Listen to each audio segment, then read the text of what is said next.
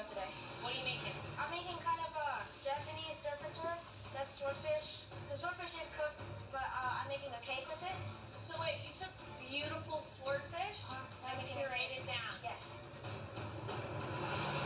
Beautiful fillet of swordfish and then pureed it down. But talk me through it. What's in this?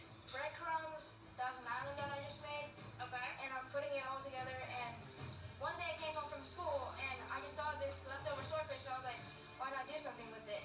So I just started mixing things together and I made this awesome dish for my mom. So that's how I started making it. Okay. Keep your focus. Do it for this woman. Good luck, Mashu. Thank you. My innovative cooking has been doing pretty good, and this dish is, again, one of my experimental things. I think this dish will impress the judges and really make my mom proud. Mashu, please describe that dish. It's a Japanese-style surf and turf. I have the rack of flame herb crusted, and then I made a swordfish cake. A swordfish cake? Yes. Do we have canned swordfish in there? Fresh? Yes. I pureed it. Wow. You pureed fresh swordfish. Please tell me you didn't do that. Yes, I did.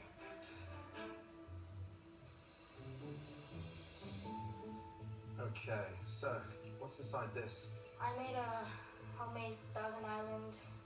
And you put that with the fresh swordfish? Yes. Right. Here's the thing. Turning that fresh swordfish, puring it, adding ketchup and mayonnaise, and then wrapping it in breadcrumbs. That worries me, Mashu. Now, here's the good news.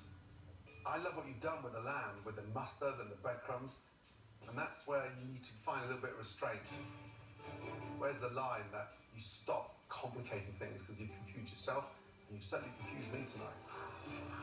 Thank you. Wow. Why do you think Gordon was so upset about the fish cakes? Well, I was kind of ruining the freshness of the swordfish. Except, it's tasty. And you know what? You don't get that kind of straight talk from Gordon Ramsay unless he expects really good things of you. He talks to you like somebody in a real kitchen. And that means he really respects you. And I respect a lot of the flavors in here, and I love your ingenuity. So I really appreciate it. Thanks, Mashu. Thank you.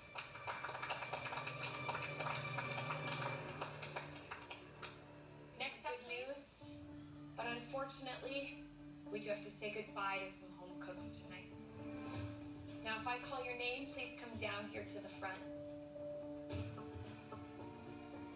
Donovan.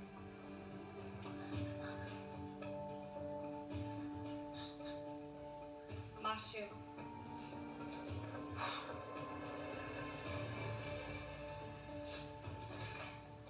Evan.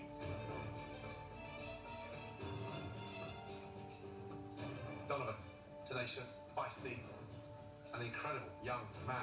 Mashu, you're too skilled for your own age. Evan, you have a natural touch with cooking.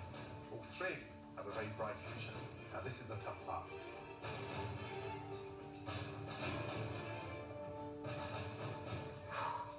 Evan, please step forward. That was not your strongest dish. But there were enough good elements in that dish to keep in this competition. Please head back to your station. Thank you. Guys, keep hold of those aprons. Keep your heads up high. Remember, you cannot give up, okay? This is just the beginning. To the other 12 standing behind them, put your hand up if you think Donovan and Mashu are ridiculously talented.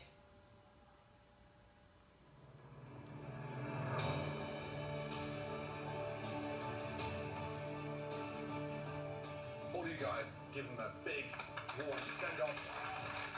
Donovan, Mashu, thank you guys.